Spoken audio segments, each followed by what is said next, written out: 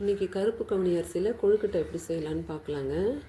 இந்த அரிசியை ஒரு அரை மணி நேரம் தண்ணியில் போட்டு ஊற வச்சு அது நல்லா தண்ணி வடிகட்டிட்டு அதுக்கப்புறம் எடுத்து வச்சுருக்கேன். இதுக்கப்புறம் நம்ம மிக்சியில் போட்டு பவுட்ரு பண்ணி கொண்டு வந்துடலாம். அரிசியை மிக்சியில் போட்டு நல்லா பவுட்ரு பண்ணிவிட்டு அதுக்கப்புறம் நல்லா சலிச்சு எடுத்து வச்சுருக்கேன். இதுக்கப்புறம் நம்ம ஆவி காட்டி எடுத்துகிட்டு வந்துடலாம்.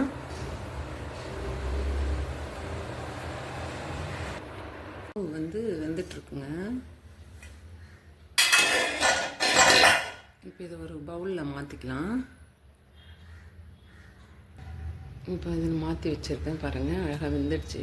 இது கூட உப்பு தண்ணி கொஞ்சம் தெளித்து நம்ம அதுக்கு தேவையான மாதிரி நம்ம பிசைஞ்சு கொண்டு வந்துடலாம். உப்பு தண்ணி தெளித்து ரெடி பண்ணிட்டேன்.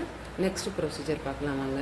இந்த பூர்ண கொழுக்கட்டை செய்கிறதுக்கு நான் நாட்டு சக்கரை வச்சுருக்கேன், வேர்க்கடலை வறுத்து வச்சுருக்கேன், தேங்காய் வச்சுருக்கேன், ஏலக்காய் பொடி பண்ணி வச்சுருக்கேன். இப்போ நம்ம இந்த வேர்க்கடலையே பொடி பண்ணி கொண்டு வந்துடலாம்.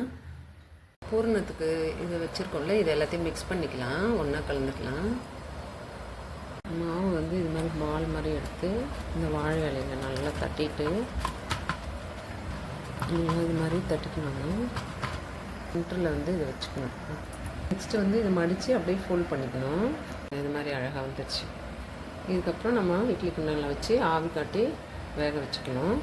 இது எல்லாத்தையும் ரெடி பண்ணிட்டேன். இப்போது ஆவியில் வேக வச்சிடலாம்.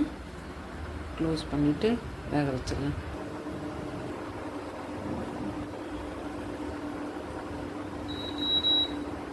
ஒரு 10 மினிட்ஸ் வேக வச்சா போதும், நல்லா வெந்துடும்.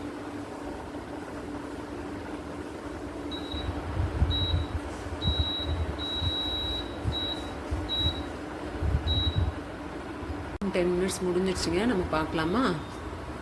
இங்கே பாருங்கள், அழகாக வெந்திருக்கு பாருங்கள், சூப்பராக இருக்குது. டேஸ்ட் பண்ணலாமா? கருப்பு கவுனியில் செஞ்ச கொழுக்கட்டை, கருப்பு கவுனி கொழுக்கட்டை ரெடி ஆயிடுச்சுங்க. இந்த வீடியோ உங்களுக்கு பிடிச்சிருந்துன்னா நீங்கள் லைக் பண்ணுங்கள், ஷேர் பண்ணுங்கள்.